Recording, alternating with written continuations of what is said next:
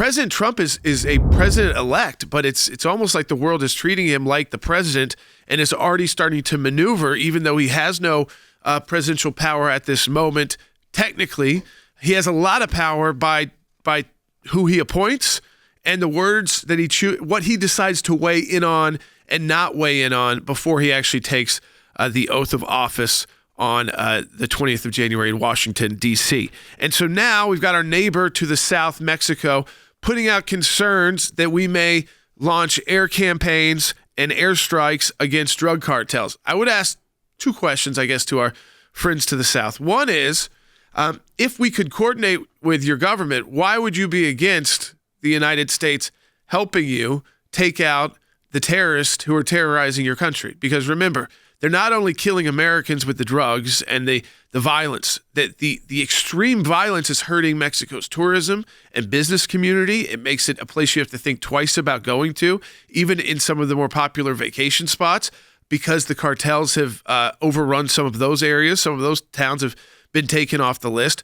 Why not welcome the use of America's military force from the air, probably likely, and some on the ground intelligence, to do as much damage to these cartels as possible? Or is it because these politicians there are working with different cartels? They're always, and that's why there's cartel wars going on. So it makes you, again, think twice, like, wow, what country's leader wouldn't want help in rooting out these dangerous cartels from their country that also gives them a bad look all around the world? Not just here, not just in this region of the world, but all around the world. And so, again, by the way, there's been nothing to confirm that any of this is going to be done. This is all based off the fact that President Trump has said, we've got to get rid of these cartels. We've got to do what we can to stop killing because of the violence they're bringing to America's streets and the amount of Americans they're killing with fentanyl. But that we also at the same time have to look to our southern neighbor and, of course, the border and realize this is part of securing the border because these cartels are utilizing the border as the porous border as a way to make money. So when people pay those coyotes, guess who they work for? Those coyotes work for the cartels. They're running all of that. So when people take their life savings to try and get their family across into the U.S. illegally with these coyotes, it's cartels running them. Why do you think they'll toss a baby across and over a 10-foot fence or wall or 20-foot wall? Well, it's because they're drug cartels. And a lot of times those people don't know it, but they're carrying drugs in their bags. They're told, hey, by the way, you got to carry this in too with you, and some guy will take it from you when you cross over, or call this person when you get there. We talk about that southern border that President Trump has throughout the campaign talked about taking direct action against the cartels. He even considered it, according to Mark Esper, but was talked out of it by Mark Esper, of bombing drug facilities in Mexico during his first term. But he was talked out of it.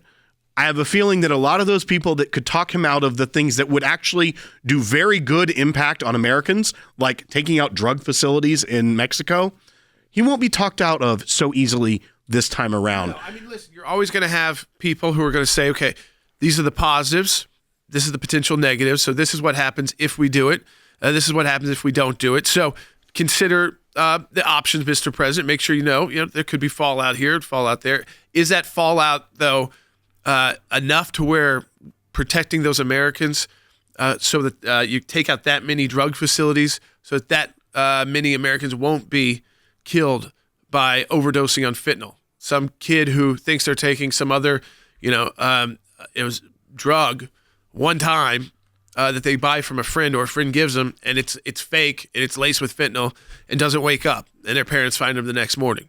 I mean, how many of those stories of these kids who, again, make one bad decision and end up dead because we're not doing enough to keep these drug cartels, illegal drugs, off the streets and out of the hands of the American people?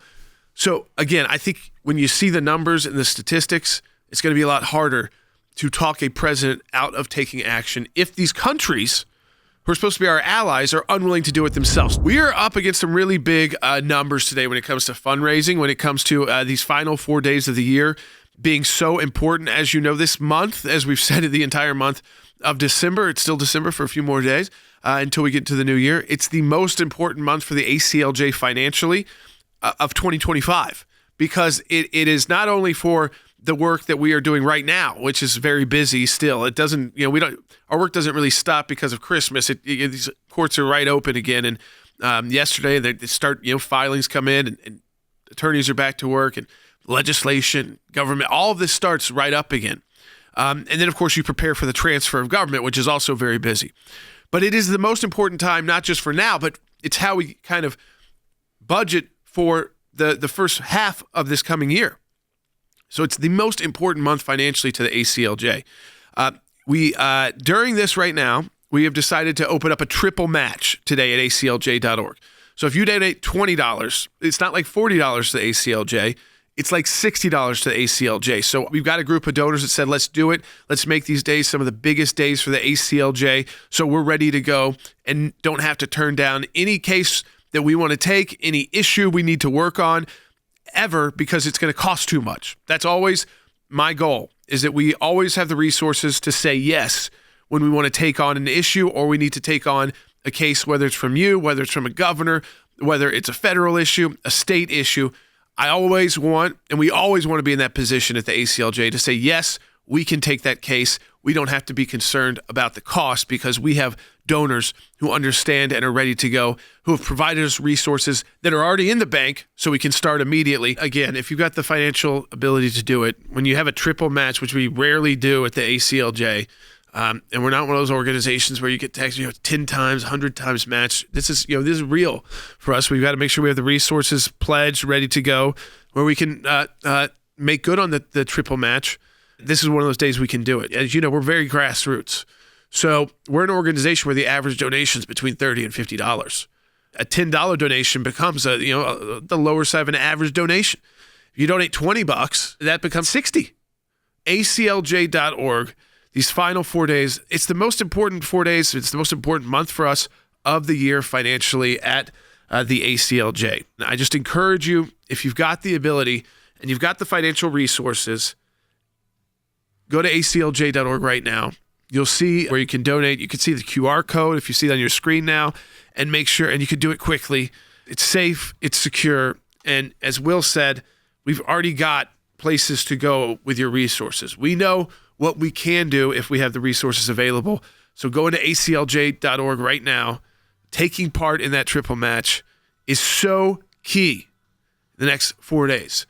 Again, the work doesn't stop, but we also want to prepare for what can we do in 2025 that's even bigger. How can we get more done? aclj.org. Donate today. Be part of the triple match. 4 days left.